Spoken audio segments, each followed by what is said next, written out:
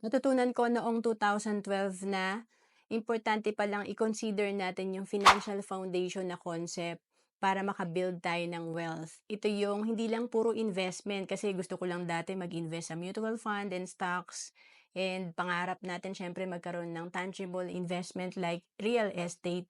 Pero dapat pala hindi lang tayo dito sa bubong.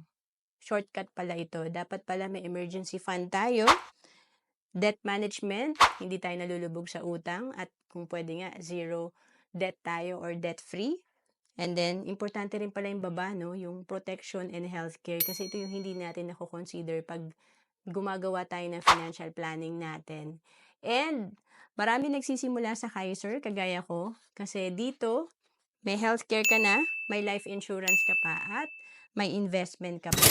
So, kung titignan natin tong financial foundation, tatlo na yung meron tayo dito pag nag-start tayo sa Kaiser. Meron na tayong investment, meron na tayong protection and life insurance, and of course, yung healthcare.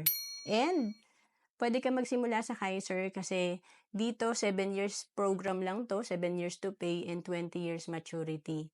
To know more about Kaiser, message mo lang ako sa FB, Roanne Celis Capistrano.